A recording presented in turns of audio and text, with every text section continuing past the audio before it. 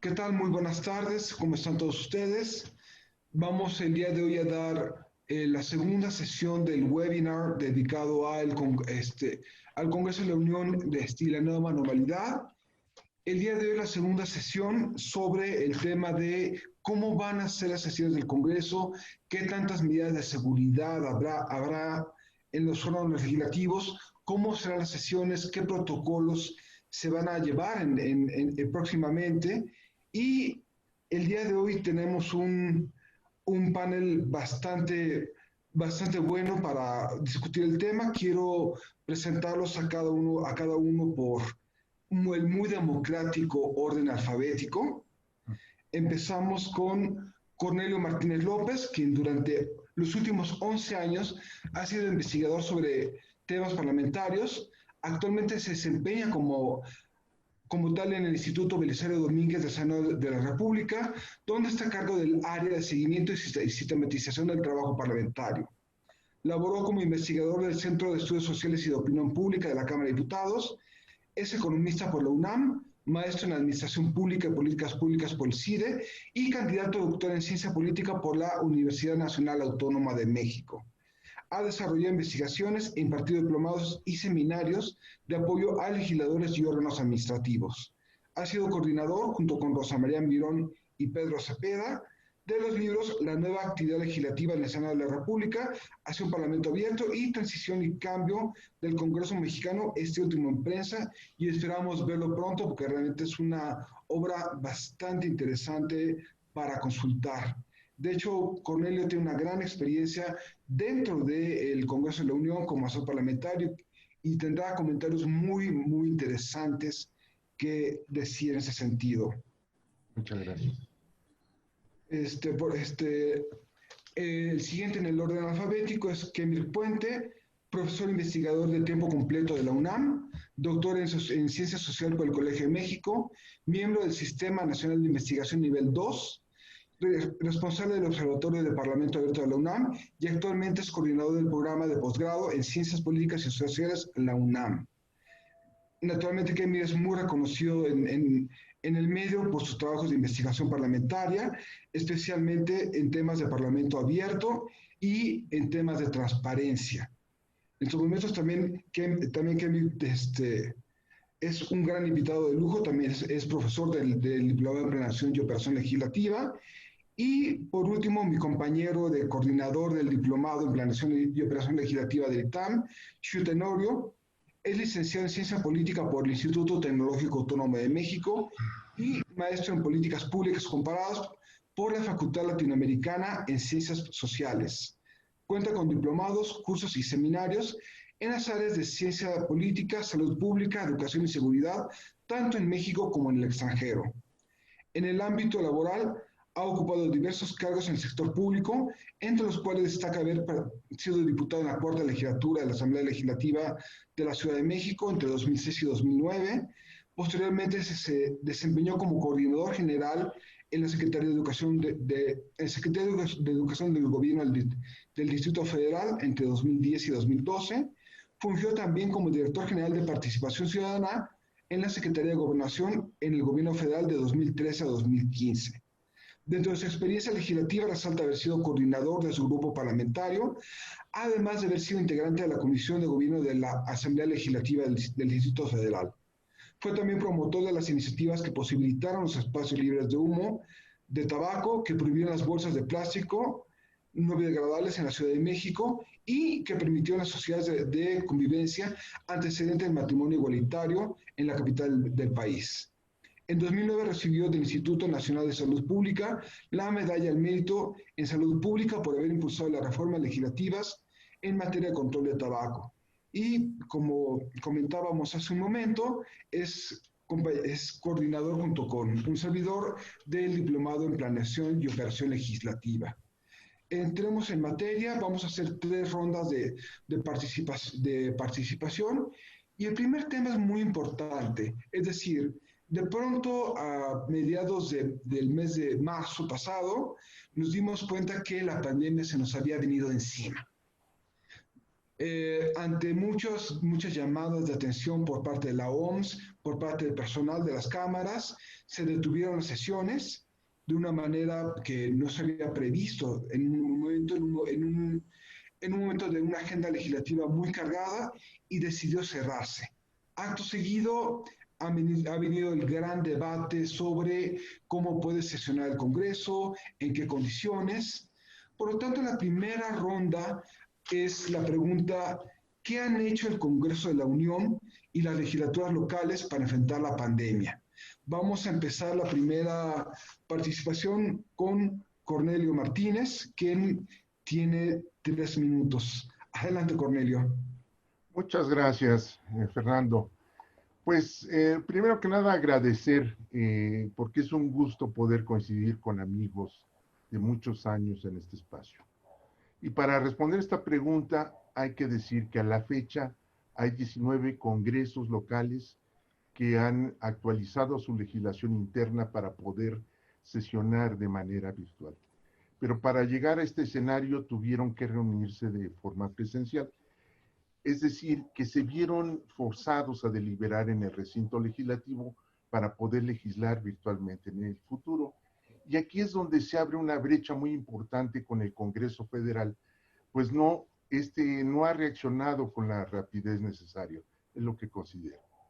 Estos 19 congresos, entre los que podemos destacar a entidades como Baja California, Chihuahua, la Ciudad de México, el Estado de México, Veracruz, Yucatán, entendieron la necesidad de adecuar la legislación a las nuevas necesidades derivadas de la pandemia.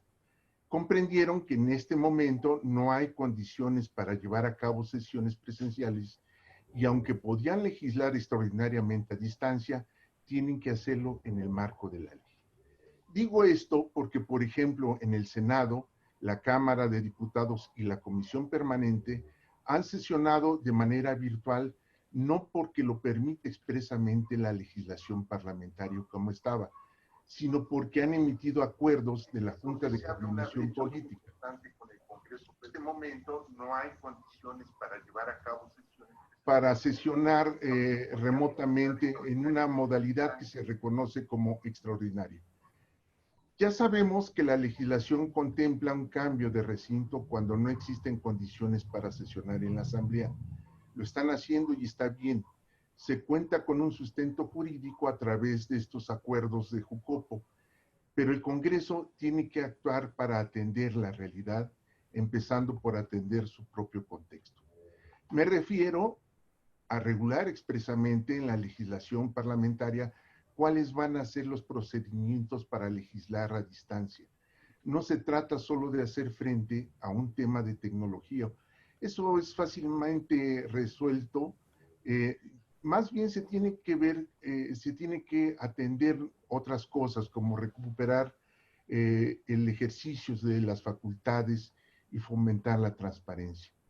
También somos testigos en recientes fechas de cómo los congresos de Veracruz y la Ciudad de México se han, creo, extralimitado en ceder sus funciones a sus respectivos ejecutivos. Hasta ahí dejaría mi primera intervención.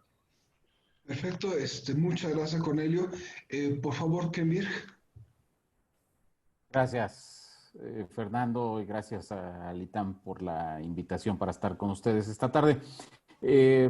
Sí, retomando la pregunta sobre qué es lo que han hecho el Congreso y las legislaturas locales para enfrentar la pandemia, primero tendríamos que hacer justo esta división que ya de alguna forma hacía Cornelio entre los congresos que se lo han tomado más, llamémoslo en serio, que no han renunciado a esa función tan importante que desempeñan en un sistema político, ya sea a nivel nacional o a nivel local.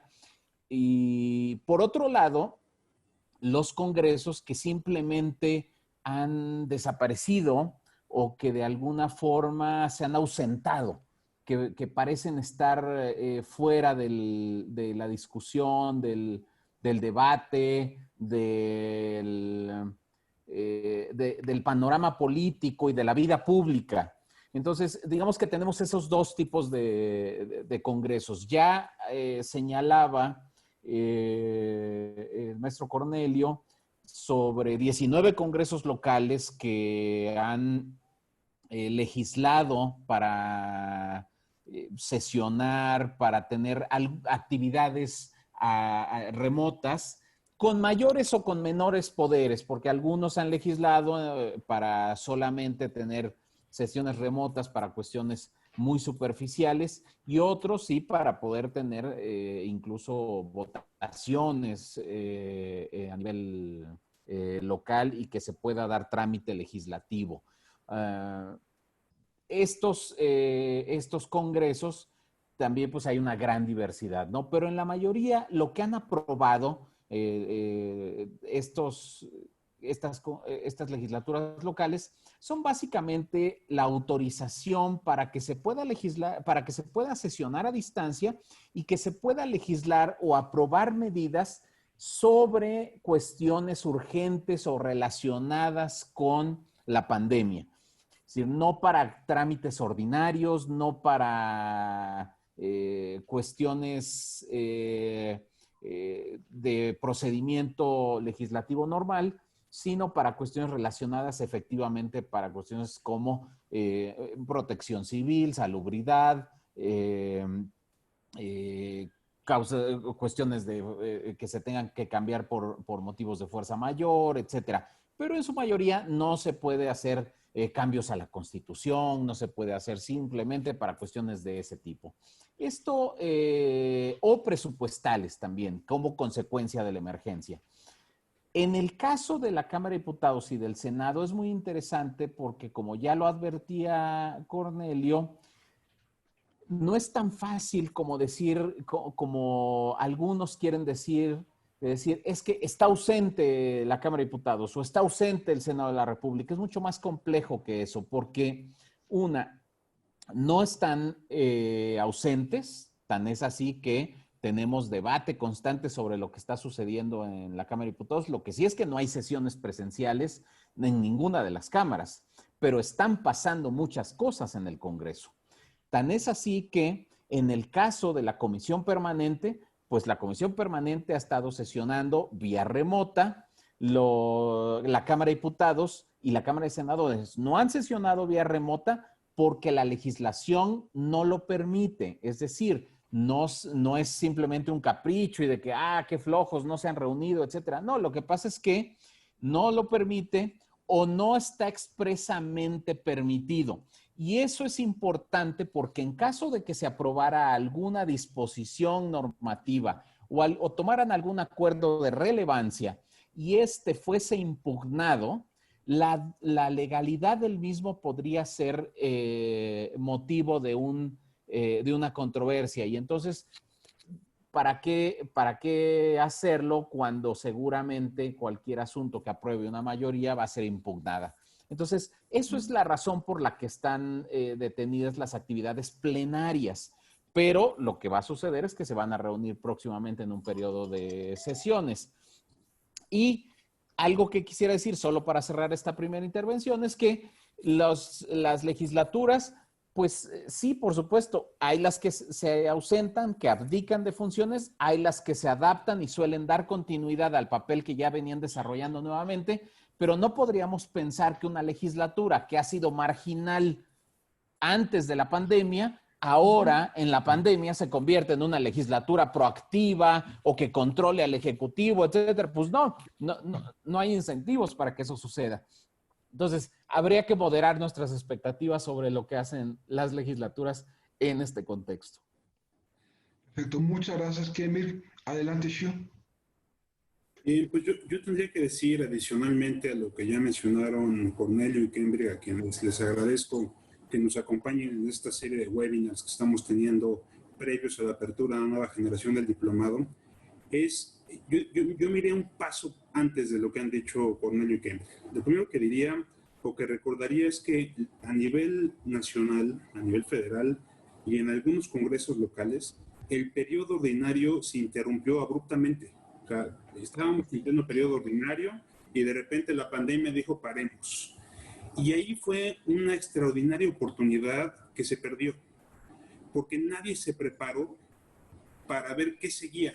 O sea, y de hecho fueron muy diferentes lo que pasó, fue muy diferente lo que pasó en Cámara de Diputados, en el Senado y en congresos locales. Si recordaron ustedes, en diputados clausuraron el periodo ordinario antes del tiempo, o sea, eran mediados de abril, eligieron integrantes de la mesa directiva y clausuraron el periodo y dijeron nos vamos de vacaciones.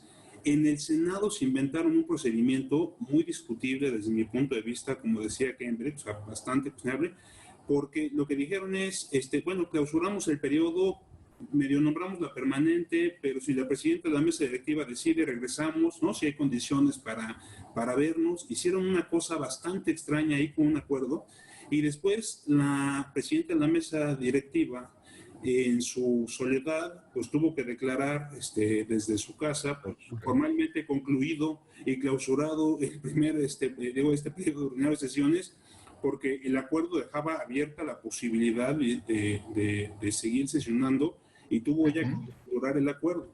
A nivel local también pasaron cosas muy, muy extrañas. Entonces, me parece que ahí tendremos todos los que estamos interesados en estos temas la posibilidad de hacer un análisis de cómo terminó. La segunda cosa que me parece relevante decir previa es que a nadie le importó la conformación de las comisiones permanentes. O sea, yo les puedo decir, por experiencia como coordinador de un grupo parlamentario, pues que siempre es, y a ver a quién le toca venir ahora en el, quién no ha pasado. Entonces, tienes normalmente ahí que estar viendo cómo distribuyes a tus diputados para integrar la permanente, ¿no? Pero en esta ocasión me parece que era relevantísimo cuidar quiénes iban a la diputación permanente, ¿no? o a la comisión permanente. ¿Por qué? Porque en cualquier momento iba a haber una discusión seria sobre cuándo regresamos, particularmente un periodo extraordinario. Entonces, ¿en qué se ha convertido este descuido de la permanente? Pues en que te baja un diputado, te baja un senador, pues ya vimos lo que está pasando en el Senado, ¿no? Con el senador del Movimiento Ciudadano que renunció a Morena y que si desaparecen los grupos parlamentarios. Y todo eso es un descuido de los coordinadores, quienes debieron haber pensado en este momento que podía pasar una situación de este tipo, más cuando estamos hablando del periodo largo de receso a nivel federal. O sea, son casi 3 meses y medio de receso, donde no sabíamos qué iba a pasar ante esta incertidumbre tremenda que ha traído la pandemia. Entonces, me parece que estos temas, desde el punto de vista más de práctica legislativa, fueron un poco soslayados por los coordinadores, como que dijeron, bueno, a ver qué pasa. Otro aspecto que tendría yo que adicionar a lo que ya han dicho Cornelio y Kemper, es que también se subestimó a la epidemia, ¿no? Teníamos el caso del Congreso de Nuevo León, que prácticamente tuvo que cerrar sus actividades porque hubo un brote de contagio importante en el Congreso de Nuevo León, porque pues dijeron pues que aquí que no pasaba mucho, ¿no? Y en un momento en el que Nuevo León tenía más o menos cuidada la epidemia. Hoy, por ejemplo, la coordinadora del grupo mayoritario en la Ciudad de México dio positivo a su prueba después de haber tenido una sesión extraordinaria el pasado día viernes en el Congreso de la Ciudad de México, lo cual pues, evidentemente tiene preocupados a todos los compañeros con los que estuvieron en el pleno el viernes pasado. Entonces, me parece que no hubo una planeación, no hubo un dimensionamiento de lo que se venía hacia adelante. Han tenido que reaccionar un poco atropellado, abruptamente, como bien decían Cornelio y Kemper, unos han reaccionado mejor, otros más lentamente, pues los que nunca reaccionan siguen sin reaccionar. Entonces hemos visto ese comportamiento más o menos estable. Pero sí creo que el reto ahorita es qué va a pasar hacia adelante, porque estas reformas que están haciendo los reglamentos internos, pues ahí se van a quedar, para cuando vuelva a haber una circunstancia como esta. O sea, no es que regresamos a la normalidad y ya esto se nos olvidó, no, ahí van a quedar durmiendo, descansando probablemente por algunos años, y ojalá que haya una discusión interesante al interior de los congresos para poder hacer una buena planeación para que esto no se nos vuelva a presentar tan abruptamente como fue en esta ocasión. Muchas gracias, Shu. De hecho, es muy importante lo que se ha estado planteando a lo largo de estas presentaciones. Y hay un tema que me gustaría poner sobre la mesa, es decir, hay una limitación en cuanto a las tecnologías para que un Congreso en algún escenario catastrófico pudiera operar de manera remota, y me refiero a varios problemas que no tienen que ver con la tecnología necesariamente o asumiendo que se hayan resuelto los problemas tecnológicos. Por ejemplo, no es lo mismo que en el caso de la Suprema Corte de Justicia de la Nación sesión en un grupo de ministros donde se conocen, donde hay una moderación, a una asamblea de 128 o 500 personas, donde obviamente las pasiones se desbordan. En un órgano legislativo todo el mundo quiere interpelar, todo el mundo quiere tomarle la palabra al otro, y el primer problema, superada la brecha tecnológica, es quién le da la palabra a quién en un escenario de 500 personas, por ejemplo. ¿Qué moderación? ¿Quién da la palabra? ¿Cómo se podrían desfasar incluso los propios debates parlamentarios con la tecnología? Y otro tema para mí también que me parece muy importante es qué medios de interacción tienen que diseñarse frente a la sociedad civil. Las tecnologías de la información abren muchas posibilidades. ¿Qué tanto se podrían institucionar los procedimientos, no solamente para las sesiones, sino para la interrelación con la sociedad civil? Y obviamente temas como la sana distancia, qué tanto se pueden acomodar los 500 asientos en un espacio limitado, qué medidas de sanidad va a haber en esos escenarios. Y todos estos retos, ¿cómo imaginaríamos después de la crisis de la pandemia, aún sabiendo que no se ha superado la pandemia en sí mismo, cómo imaginamos un Congreso? ¿Más tecnología, menos tecnología? ¿Qué posibilidades técnicas hay para que se pudiera en un escenario catastrófico sesionar? Y me gustaría en esta segunda ronda que inicie Kemir Puente. Adelante, Kemir.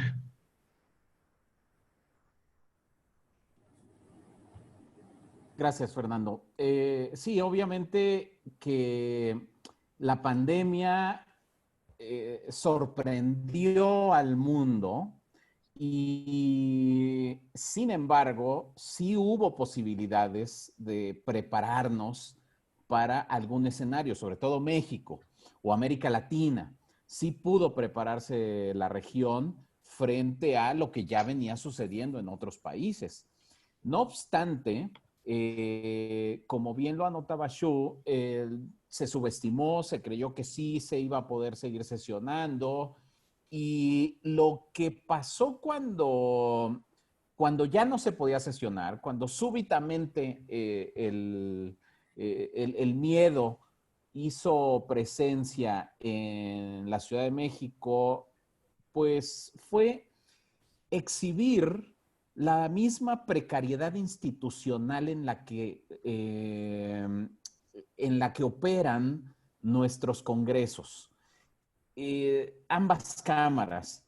Se ha avanzado muchísimo en muchas cosas. Se ha avanzado en procedimientos legislativos, se ha avanzado en estabilidad institucional, entonces se ha avanzado en muchas cosas, en el aumento de presupuesto hacia el Congreso, en mayor difusión de la actividad legislativa, el canal del Congreso tiene hoy una mucho mayor presencia, etcétera. No estoy regateándole ninguna de estas cosas al Congreso y estos avances. Sin embargo, la pandemia lo que hizo fue exhibir la precariedad que existe en cuanto a la modernización de la actividad parlamentaria, en poner al tiempo presente la actividad parlamentaria.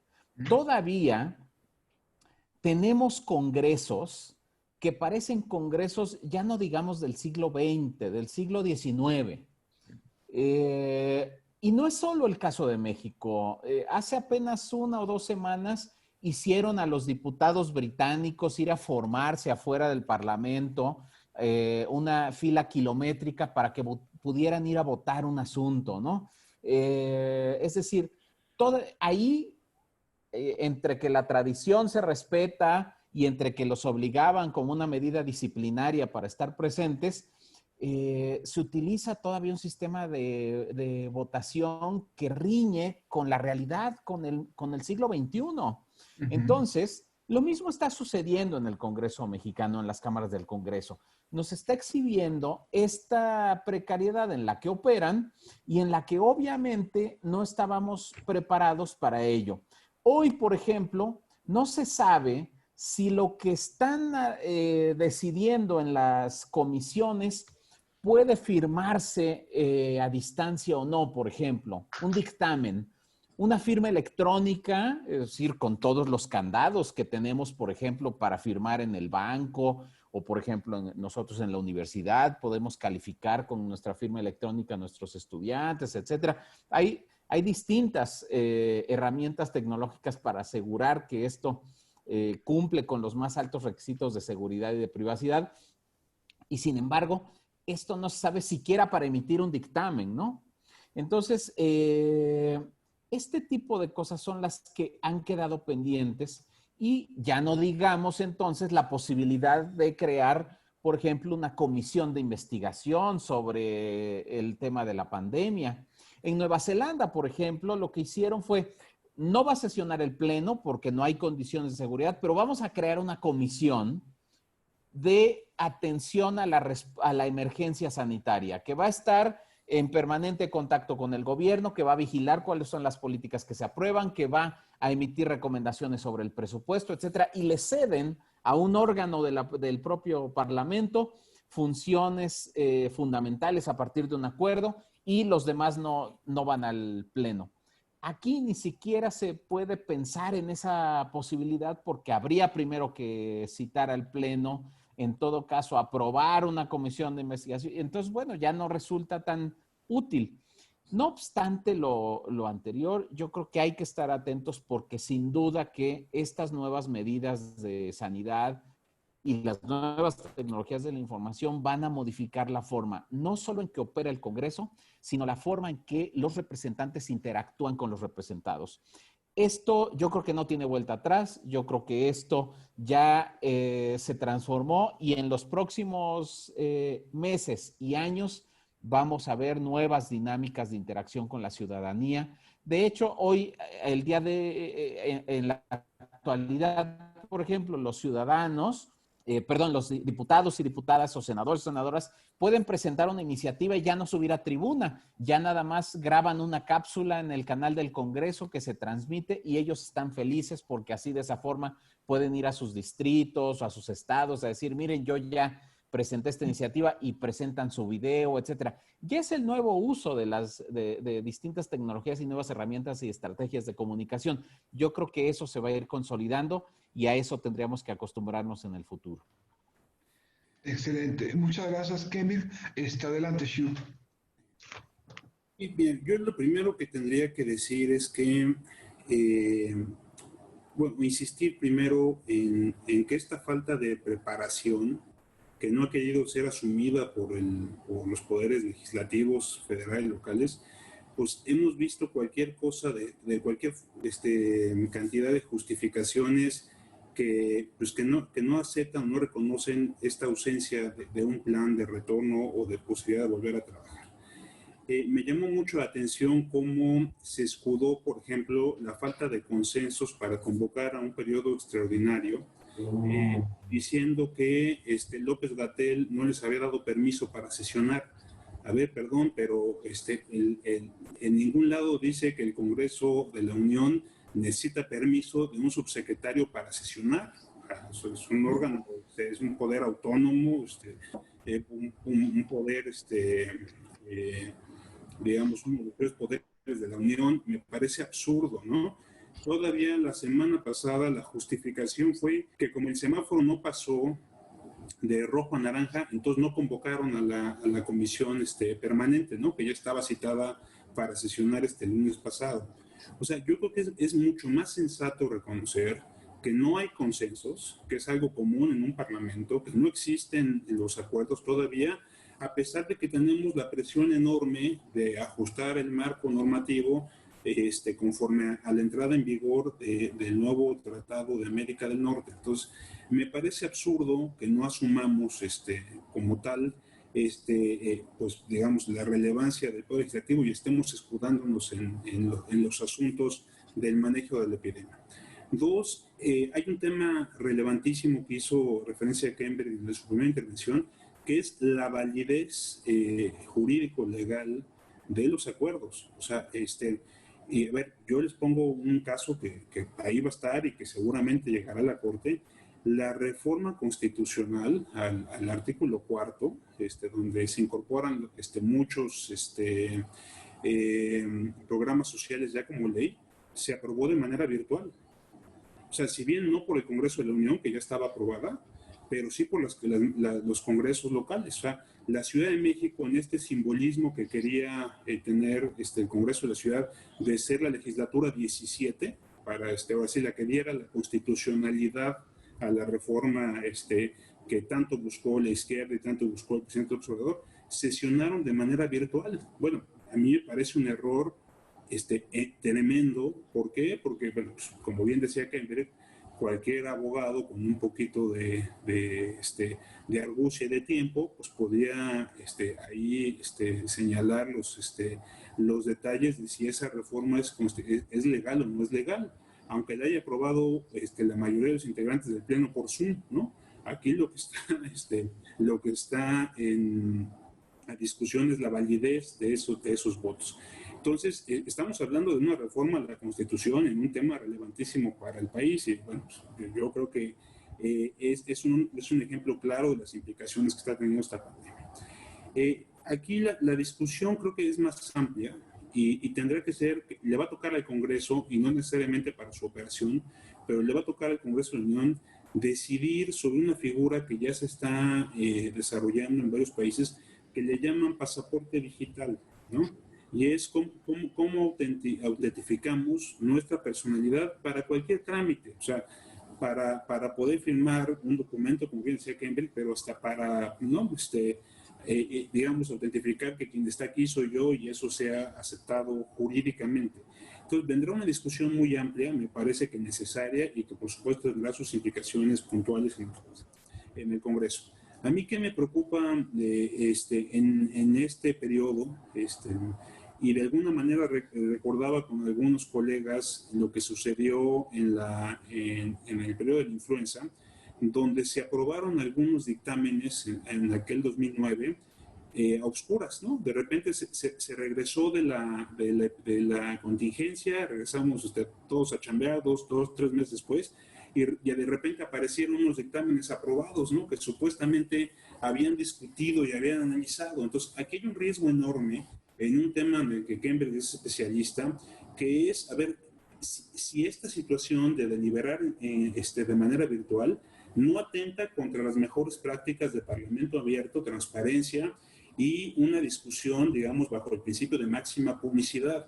Me parece delicadísimo con tantos temas relevantes y pendientes que tengamos, que se aproveche, y más en un Congreso más en un momento en el que el presidente tiene mayoría en ambas cámaras, si no quieren aprovechar esta posibilidad de sesionar a distancia, en detrimento de las mejores prácticas del Parlamento abierto, transparencia y máxima publicidad. Me parece que esa es una tentación verdaderamente peligrosa que debemos poner sobre la mesa.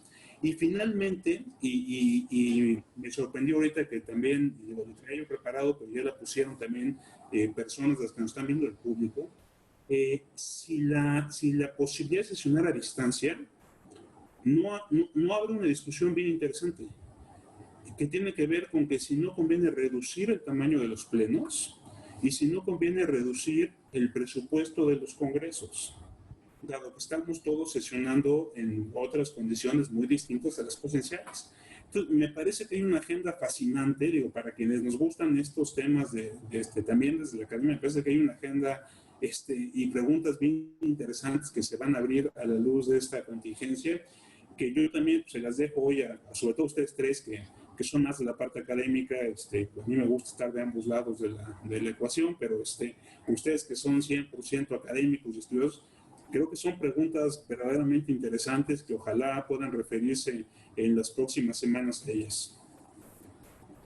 Perfecto, muchas gracias, Shu, y le damos la palabra a Cornelio. Adelante, por favor.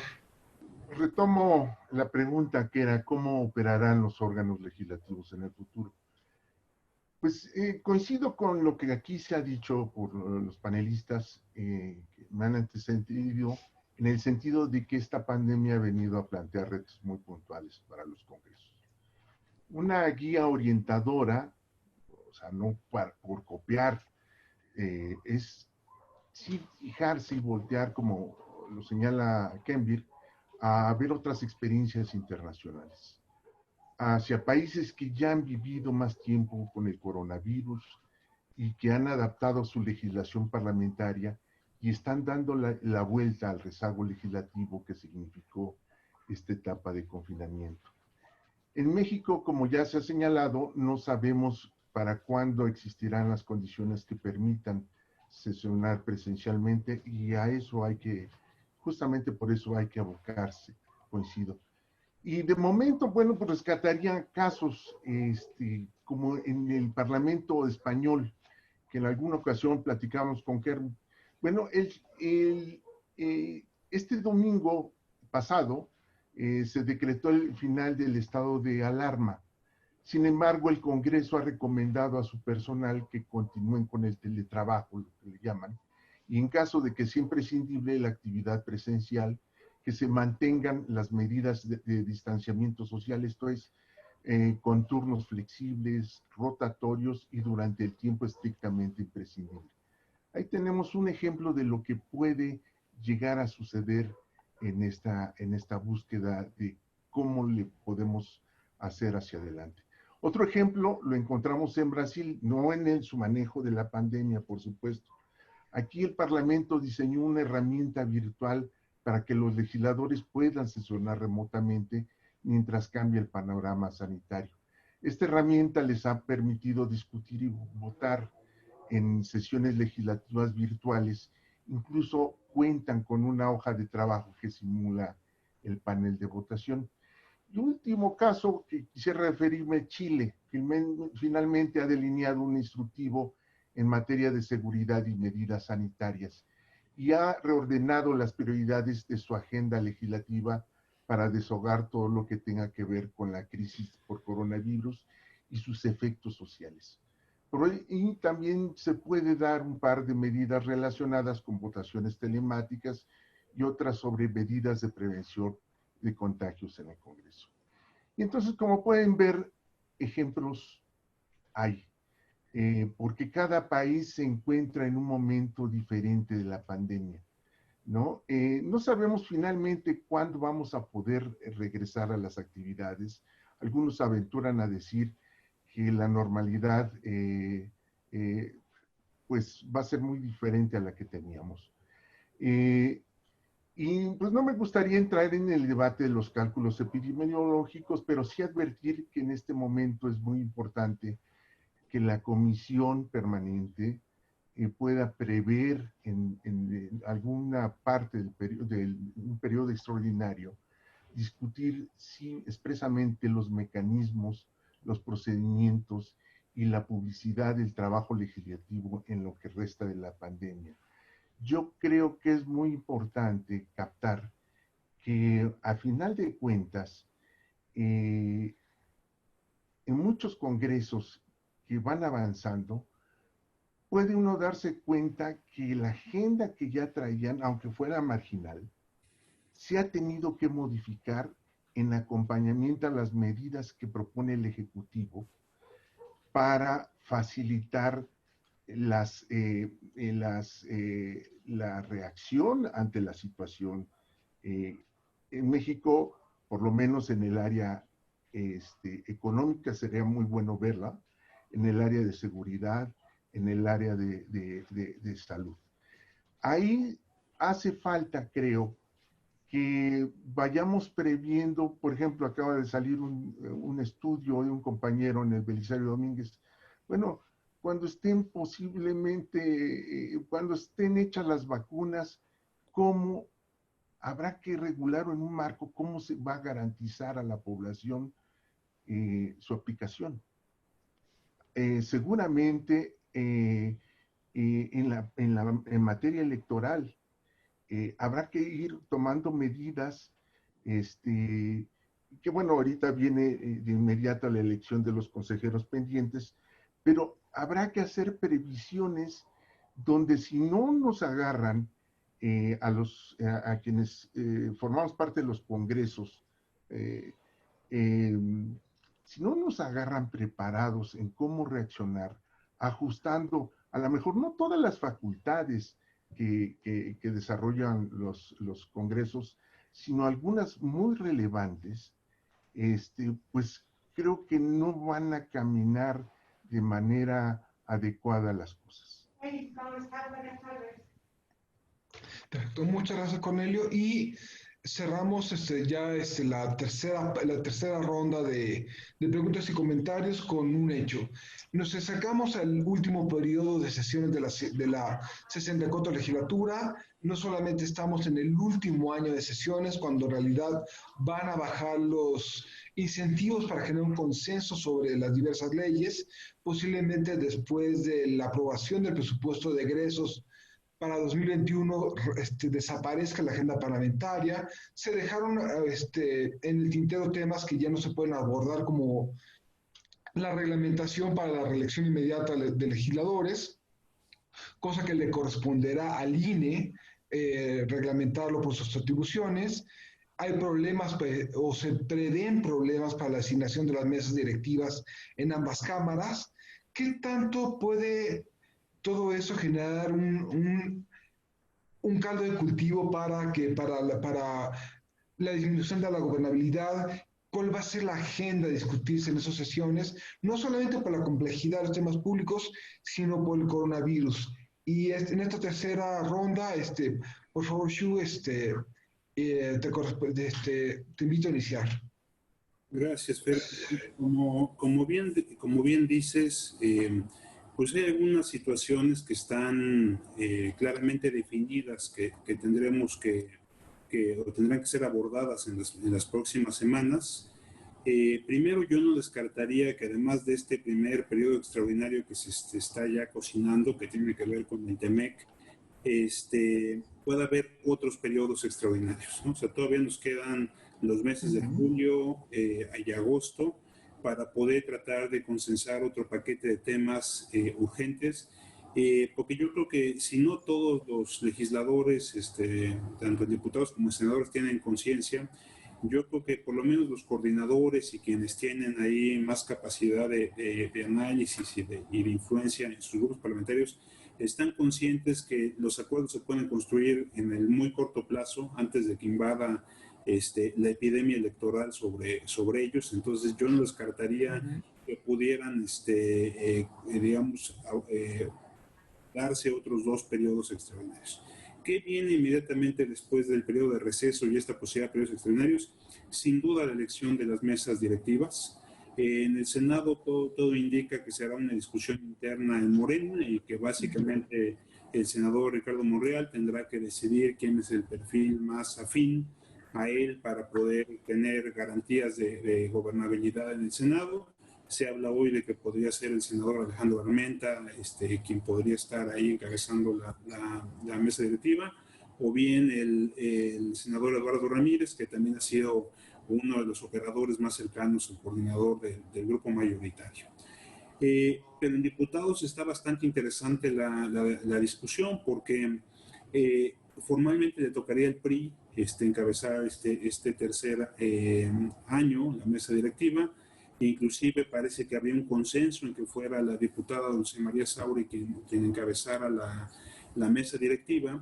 Sin embargo, Morena artificialmente ayudó a crecer al PT para que ahora tenga el PT más legisladores que el PRI, y están buscando que quien presida la mesa directiva sea el Partido del Trabajo, particularmente alguno de los diputados que se pasó de Morena al PT, pero pues ahí ya se desapareció, como diría clase moco, que ya alzó la voz el diputado Fernández Noroña para decir que a él le interesaría presidir la mesa directiva si es que al PT le correspondería esa situación.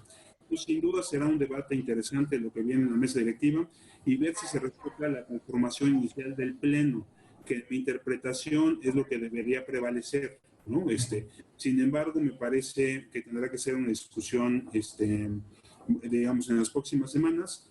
En el muy corto plazo, a raíz de la controversia constitucional que interpuso la diputada Laura Rojas la semana pasada, han dicho que se la van a cobrar a la oposición y que entonces Morena también va a actuar unilateralmente y que la pagarán con la mesa directiva, ¿no? Entonces me parece que es una primera agenda.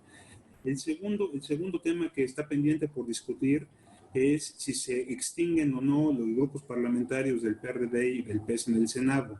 Si bien el senador Mancera se le ha pasado diciendo por todos lados que ya acordó con el senador Monreal que no van a desaparecer, pues hay un escrito formal de la presidenta de la mesa directiva pidiendo su disolución, y eso es lo que pesa para efectos del Senado. Entonces, ahí creo que será interesante ver qué pasa con los grupos parlamentarios. Sin duda, otro tema importante que tienes que tendremos que ver qué pasa es cómo va a funcionar este último año de actividades legislativas de esta legislatura al mismo tiempo con la reelección. Como bien señalabas, Fer, no se aprobó la reforma que sí se aprobó en diputados, no se ratificó en el Senado, donde se reglamentaba la reelección legislativa, se acordaba que no tenían que pedir licencia, que podía permanecer trabajando el pleno y al mismo tiempo ser candidatos para pelear su reelección.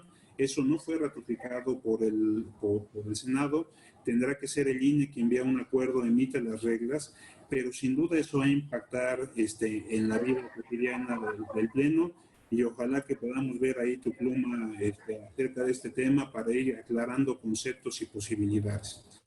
Pero sin duda me parece que lo más relevante que viene es que ya se sienten los tiempos electorales, y claro que va a impactar en la gobernabilidad de ambas cámaras.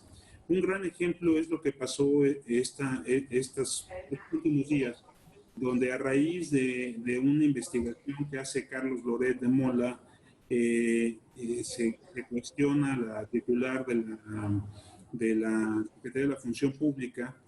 Digamos, en reacción a eso, el grupo más radical de Morena empieza a defender a la Secretaría de la Función Pública, y al senador Monreal lo invitan a ir a una entrevista con Loret el día de ayer o antier, si no mal recuerdo, y ahora los radicales del partido Morena ya están pidiendo la destitución como coordinador parlamentario del senador Monreal por ir a una entrevista televisiva, ¿no? Lo cual nos quiere decir que el ánimo electoral pues no solo va a permear entre la oposición y Morena, también va a pelear también va a influir dentro del grupo mayoritario. Me parece que el senador Monreal no tiene mayor problema para tener gobernabilidad en el Senado, salvo 8 o 10 senadores que han sido su disidencia interna, Martí Batres, Gómez Urrutia y algunos más que han estado ahí queriendo afectar el control que tiene el coordinador Morena. Nadie más creo que le puede, o sea, no creo que tener mayores problemas que lidiar con los mismos que ya ha venido lidiando. Donde sí creo que puede venir un problema serio de gobernabilidad de cara al año electoral, y creo que va a impactar más, es en la Cámara de Diputados. Me parece que si el diputado Mario Delgado no logra mantener esta pequeña coalición que le ha dado gobernabilidad, inclusive que le dio la coordinación del grupo parlamentario mayoritario, no logra mantener ahí los equilibrios, sí enfrentaremos un problema serio al interior de la Cámara de Diputados, porque donde se divida el grupo mayoritario se puede caer en una parálisis. Y el mejor ejemplo es lo que pasa en la Ciudad de México, donde el grupo parlamentario mayoritario tiene mayorías y lo sumas, pero están divididos en dos. Entonces, al estar divididos en dos bloques, dentro de Morena, pues hay una parálisis plena en el Congreso de la Ciudad de México, a pesar de que la jefa de gobierno debería tener ahí condiciones plenas para trabajar con ellos. Entonces, creo que sin duda, digamos, a pesar de que el partido Morena tiene mayoría en ambas cámaras y que no debería haber problemas para la gobernabilidad, mi impresión y mi hipótesis es que sí vamos a ver dificultades importantes, particularmente en la Cámara de Diputados. Vicente, muchas gracias, Hugh. Cornelio, por favor. Sí, sobre este asunto de la agenda, la gobernabilidad interna en la tercer año de sesiones de la 74ª legislatura, Pues creo que hay que invitar a revisar diferentes ámbitos en que ha funcionado el Congreso para ensayar sobre su futuro inmediato. El 1 de septiembre vamos a iniciar un tercer año de legislatura muy complicado para conformar una agenda legislativa y para mantener la gobernabilidad inmediata del Congreso. Las razones que yo encuentro son básicamente dos. Una, que tradicionalmente el desarrollo de un proceso electoral de las dimensiones como las de 2021 va a contaminar las estrategias de colaboración para definir una agenda legislativa incluyente. Estamos tensos, estamos viendo estos días entre una definición de una agenda de gobierno que pasa por prioridades en obras, una estructura de política social que ha cambiado y señalamientos de que es necesario incluir también en la discusión las estrategias más puntuales en diferentes dimensiones para atacar la pandemia. Por otro lado, está pues el coronavirus. En experiencias de otros países, los congresos han modificado las agendas que tenían previstas y se han adaptado para apoyar las propuestas puntuales de los ejecutivos mientras dura la pandemia. Por lo que hace a la gobernabilidad interna, hay que reconocer que al cierre del segundo año se habrán roto dos inercias y que habrá que rediseñar los procesos legislativos para vincularlos con mecanismos que permitan sesionar a distancia y fortalecer sus capacidades para cumplir las funciones legislativas. Muy posiblemente esté por reeditarse un fenómeno que hemos visto en las últimas administraciones, donde en la primera legislatura de una administración federal ocurren los cambios constitucionales de gran calado correspondientes a las orientaciones de cada nuevo gobierno y en la segunda legislatura se desahoga la legislación secundaria. Y respecto a la legislación procesada, estamos por ver cómo se reduce el volumen si no se profundizan los cambios para hacer posible no solo las reuniones virtuales en el Pleno para aprobar iniciativas, sino reuniones presenciales y virtuales en que se delibere y procese la preparación de dictámenes en comisiones o los nombramientos que realizan ambas cámaras por su lado. Dependerá de cómo las cámaras que integran el Congreso retomen sus funciones más relevantes, como son legislar, de representación, su función presupuestaria, en fin, varias. Este cambio de tendencias deriva de la interrupción abrupta que ya ha señalado aquí su Tenorio del segundo periodo ordinario. También puede ser una oportunidad para someter a una profunda actualización los procesos legislativos, para hacerlos más transparentes en sus deliberaciones y en la hechura de los dictámenes que se presentan en su seno. Hoy por hoy ya nos agarraron las prisas, hay que reconocerlos. Estamos viendo que hay señalamientos, por ejemplo, dada la premura con que se debe tener la legislación secundaria en frente al TEMEC, a la entrada del TEMEC, veía yo en prensa que hay señalamientos de que estamos a punto de, hay la estrecha, hay la gran posibilidad, según de María y Campos, de que se pueda obstaculizar el aprovechamiento de las industrias farmacéuticas para cuando quedan pendientes, se acaban el proceso de los 20 años de las patentes de medicinas. Y esto se va, el riesgo que se corre, según decía este articulista, es que se vuelva tedioso y se vuelva muy complicado aprovechar cuando se liberan las patentes. Bueno, esto deriva de una nueva ley de propiedad industrial, se llama, me parece, que no creo que esté suficientemente discutido, o por lo menos no hay arenas de debate público donde puedan acercarse más allá de los especialistas que están inmersos en estas áreas, ¿no? Creo que hay que poner mucha atención en esto.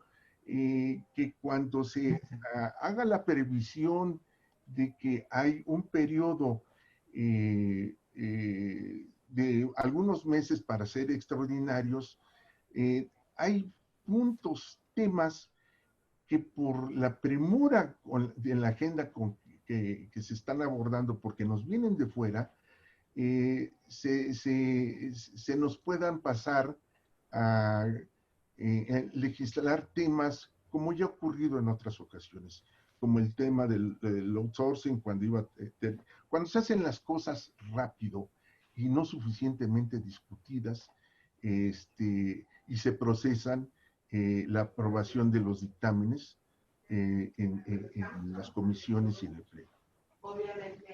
Perfecto. Muchas gracias, Cornelio. Y cierra esta tercera parte, Kenberg. Adelante, por favor. Gracias. Bueno, son muchos los temas y lo que sin duda y no nos debe sorprender es que inicia un año muy complicado y quisiera decirlo de la forma más optimista, pero no puedo. Es decir, la agenda legislativa y la agenda parlamentaria va a estar dominada inevitablemente por dos asuntos cruciales. El de la recuperación económica, es decir, el paquete económico que se tendrá que aprobar hacia finales de este año, pues va a tener un impacto durísimo en la economía de las familias mexicanas, porque es inevitable que son insuficientes los recursos que se tienen para hacer frente a las consecuencias de la pandemia. Todas las estimaciones nos dicen que México vivirá una de sus más profundas crisis económicas de la historia, si no es la que mayor. Entonces, tenemos que prepararnos para ello y por supuesto que la Cámara de Diputados tendrá que aprobar todo el paquete económico, incluido el presupuesto, y el Congreso, pues todas las leyes que tienen que ver con ingresos. Ahora, esto tendrá un impacto y tendrá una discusión importante porque incluye, por ejemplo, toda la coordinación fiscal, incluye el papel de los estados, cuáles van a ser cuál va a ser su recaudación, cuáles son las estimaciones, tendrá que ver con en cuánto se va a estimar el barril de petróleo, etc. Entonces, la agenda va a estar dominada por este asunto. Pero el contexto en el que esta discusión se va a dar es todavía más adverso porque inicia el año electoral. Entonces, este escenario contextual va a complicar inevitablemente que se puedan tomar decisiones acertadas. Por ejemplo, hay una iniciativa pertinente de muchos actores de la sociedad que dicen el ingreso mínimo vital, etcétera, parece viable. Sin embargo, para el presidente esta es una propuesta que tiene un fondo electorero. Y de ahí en fuera no vamos a sacar el debate. Entonces no se va a poder ir a fondo para discutir la viabilidad de una propuesta de este tipo. ¿Por qué? Pues porque para el presidente esta es una medida que ya se enmarca en el contexto de las elecciones. Entonces, estos dos factores, es decir, el de la economía y el de la polarización por la elección, pues no van a contribuir a que haya muchos acuerdos en el Congreso. Vamos a tener un año legislativo muy polarizado. Vamos a tener un año legislativo con mucha confrontación. Y esto se va a inaugurar con la elección de las mesas directivas. Ahí vamos a empezar a sentir. Yo creo que en el último año hemos tenido 2 extraordinarias presidencias de la mesa directiva con Mónica Fernández y con Laura Rojas, defendiendo los intereses de los plenos, incluso en el marco de la controversia constitucional, lo que está haciendo Laura Rojas es defender la decisión de la mayoría, justamente. Es decir, lo que está defendiendo es decir, oigan, esto fue lo que aprobó este pleno, esto fue lo que aprobó el Congreso. lo que dice el presidente en su acuerdo es congruente con esto o no, que la Corte lo decida. Entonces, es decir, la propia controversia nos está diciendo que estás ejerciendo un papel que la pone por encima de los debates de los partidos. O lo mismo que hace la presidenta del Senado cuando dice, oigan, estos dos grupos parlamentarios no deben de existir, ¿eh? De acuerdo con nuestra legislación, estos dos grupos parlamentarios no cuentan con los requisitos para ser grupos parlamentarios. Ya si después se arreglan y dicen, esa es otra cosa, pero ella dijo que ellos no cumplen con lo que se establece. Entonces, es muy interesante el papel que están jugando y por supuesto que en ese contexto, pues varios van a alzar la mano. Ya Fernández Noroña dijo que quiere, ya Dolores Padierna, criticando a la actual mesa directiva, trata de generar consensos al interior de su grupo parlamentario, etcétera. Entonces, ya todo se empieza a mover y sí me preocupa, creo yo, al igual que Xu, que el grupo parlamentario de la Cámara de Diputados, de la mayoría de la Cámara de Diputados, pueda mantenerse cohesionado, sobre todo porque vendrán la selección de candidatos y se tendrá que seleccionar quiénes van a ir por la reelección y quiénes no.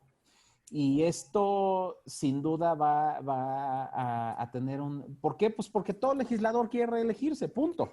Es decir, partiendo de ese principio, que todos los diputados quieren seguir estando, pues entonces Morena va a tener un problema de gobernabilidad interna. ¿Por qué? Pues porque los grupos van a estarse disputando la selección de candidaturas.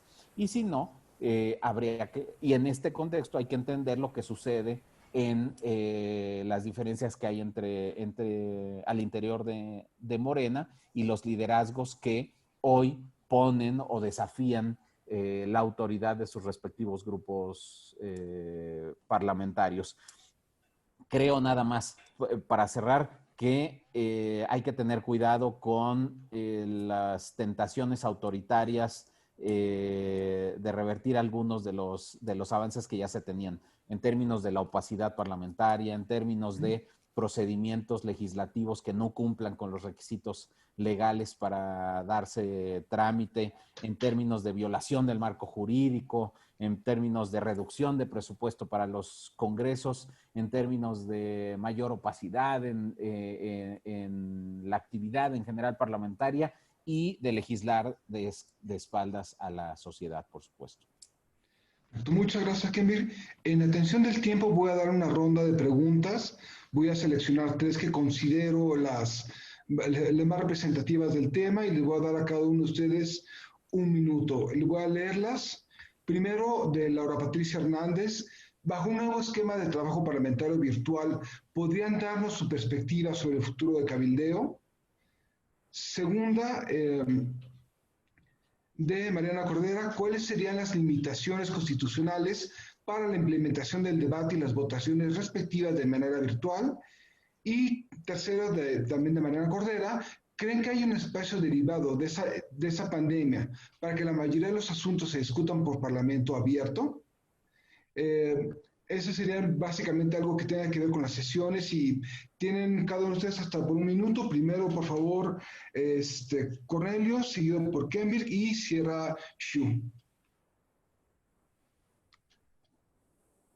Adelante, Cornelio. Tu micrófono. Ya está, ya está. El trabajo virtual y el cabildeo. Yo creo que es una de las asignaturas a abordar. Esto es, si habíamos llegado en ambas cámaras a establecer ciertas reglas de interacción entre los cabilderos y los legisladores. Había un proceso de registro, pero era eminentemente presencial. Creo que ese es uno de los grandes pendientes que hay que abordar, ¿no? Y como lo es el asunto de las limitaciones constitucionales para efectuar el trabajo virtual. En la semana apareció una iniciativa de la presidenta de la mesa directiva que abordaba no solamente reformas a la Constitución, sino también a las reformas a la Ley Orgánica del Congreso y al reglamento del Senado, en este caso, para poder proceder a votar. Digo, estos son asuntos que se discuten en una conjunto de normas de distinto calado para armonizarlos. Está el caso de España, ahí me metí muy minuciosamente. Hay en su equivalente a la Gaceta hicieron una modificación a su reglamento para poder hacer las votaciones virtuales. Cada caso es diferente. Diría, no apostaría por una medida universal para poder desahogar. Ojo, creo que el reto es recuperar la posibilidad de que se legisle, se definan, se recuperen funciones de los legisladores en su conjunto, pero no todas a lo mejor, las más relevantes y de manera ordenada.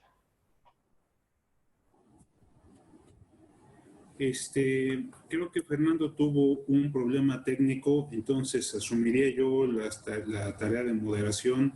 Cambridge, si nos puedes ayudar con tu coordinación, con tu conclusión, perdón, sobre estas 3 preguntas que nos hizo Fernando.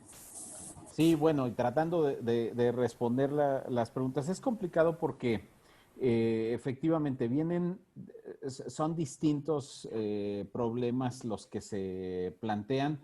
Y uno primero que yo diría es que el problema de las sesiones presenciales que se da con las que obliga a las reuniones presenciales es porque en México tenemos una tradición de interpretación de nuestras leyes sobre la literalidad del texto. Y entonces no está explícitamente permitido sesionar a distancia, aunque efectivamente el marco jurídico no lo prohíbe, pero tampoco lo tiene previsto. A esto hay que añadir que se tendría que hacer una interpretación laxa de la Constitución para que sesionaran virtualmente, y eso hace frágiles las decisiones que se tomen porque, pues bueno, están expuestas a una impugnación inmediata. Y en este caso, pues hay 2 consideraciones. La oposición se iría inevitablemente a impugnaciones sobre cualquier cosa que aprueba la mayoría. Y el pleno de la Corte suele ser muy conservador en sus interpretaciones. Entonces, ¿para qué irse a la interpretación de la Corte cuando seguramente van a revertir cualquier decisión legislativa al respecto? El artículo 61 constitucional señala que los diputados son inviolables por sus opiniones, etcétera, y dice que el presidente de la Cámara velará por el respeto al fuero constitucional de los miembros y por la inviolabilidad del recinto donde se reúnan a sesionar. Es decir, se asume que hay un recinto donde se reúnen a sesionar, y un recinto, de acuerdo con la Academia de la Lengua Española, es un espacio cerrado, comprendido dentro de ciertos límites, etc. Entonces, pues bueno, no hay espacio para ello. Además de que el 63 también constitucional dice que las cámaras no pueden abrir sus sesiones sin la concurrencia de tantos miembros, ¿no? Y la concurrencia quiere decir que deben juntarse físicamente en el mismo lugar o tiempo. Entonces, ese es el motivo por el cual no se aventuraron los propios, ni la mayoría ni la oposición avaló la posibilidad de reunirse presencialmente. Lo que hicieron en la mayoría de los países fue reformar sus reglamentos para sesionar virtualmente. Lo que están haciendo algunos países, y eso es muy interesante, es, por ejemplo, en el caso de Austria o de Australia, lo que están haciendo ellos es que se reúnen, se modificó el quórum legal para reunirse, para que sean muchos menos los que asistan, siempre y cuando se respete la proporcionalidad de la integración del pleno. Es decir, que si son 500 diputados, solo sesionen 50, siempre y cuando corresponda al porcentaje de diputados de cada uno de los partidos políticos. Y creo, de hecho, que eso es lo que van a hacer ahora en la Cámara de Diputados, no sé si en el Senado, cuando se reúna el Pleno nuevamente. No van a poder estar todos en el Pleno nuevamente, sino que van a estar cierto número, siempre y cuando se guarde la proporción de los propios grupos parlamentarios.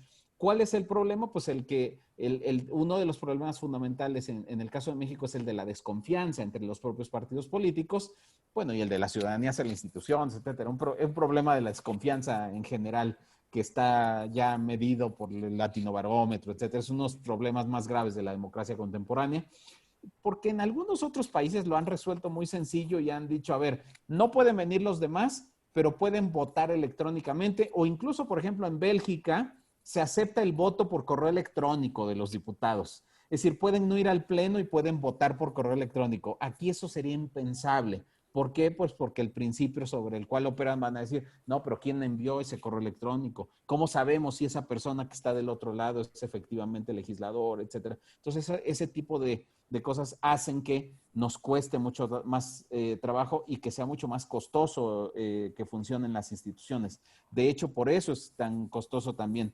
nuestro sistema electoral, por la base de la desconfianza con la cual fue construida. Pero bueno, yo hasta aquí me quedaría con mi participación en este momento.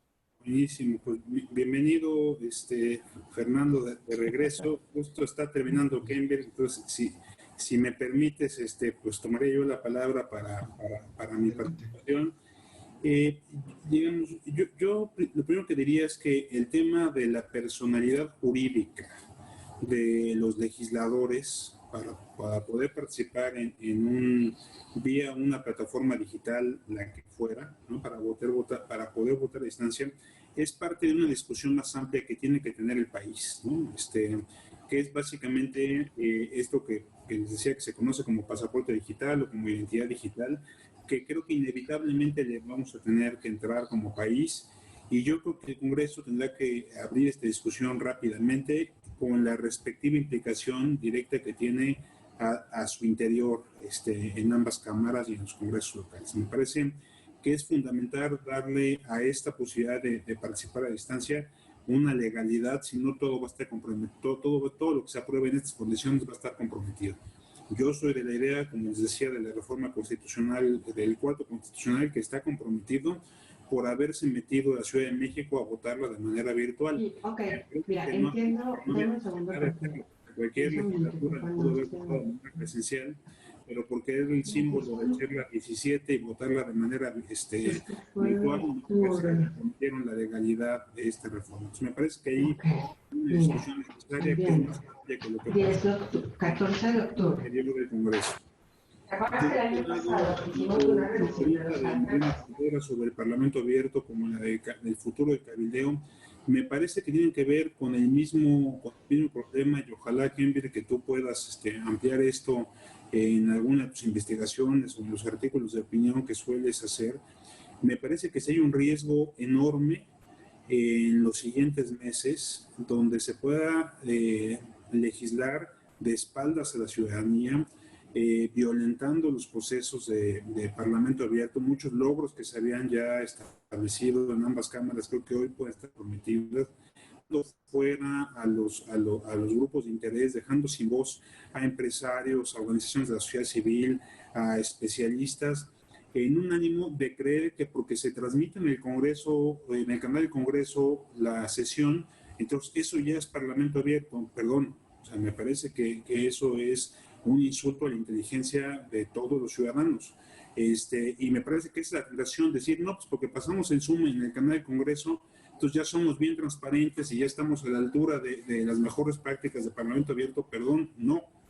Y yo creo que ahí es donde tenemos que todos nosotros alzar la voz y ver que esta coyuntura o esta contingencia sanitaria no sirva de pretexto para que muchas victorias que se lograron en los últimos años en digamos, en materia de transparencia y en materia de buenas prácticas en el legislativo se puedan revertir, asumiendo que ahorita lo importante es que se aprueben las leyes y de manera rápida porque estamos en un contexto de emergencia. Entonces, yo hasta aquí la dejaría. Antes de concluir, yo agradecería mucho en lo personal a Kenberg y a Cornelio, y a ti, Fer, pues que ahora por sacrificarte como moderador de esta mesa y prescindir de tu experiencia y conocimientos en este webinar. No hay ningún sacrificio, mi querido Shu. De hecho, creo que es muy enriquecedor ver todos los comentarios y naturalmente quiero agradecerte a ti, a Cambridge y a Cornelio por estar con nosotros y también quiero agradecerles a todos que nos acompañaron a lo largo de este webinar y quiero recordarles que la 12ª generación del Diplomado en Planeación y Operación Legislativa inicia el próximo 4 de agosto y todavía en 2 semanas, el jueves 9 de julio va a ser el tercer webinar y vamos a hablar concretamente sobre la agenda legislativa aprobada a lo largo de la 64 legislatura y tendremos invitados a legisladores y legisladoras. Quiero agradecerles a todos su participación y seguir contando con su presencia en la siguiente sesión. Hasta pronto y muy buena tarde. Muchas gracias. Hasta luego. Hasta luego.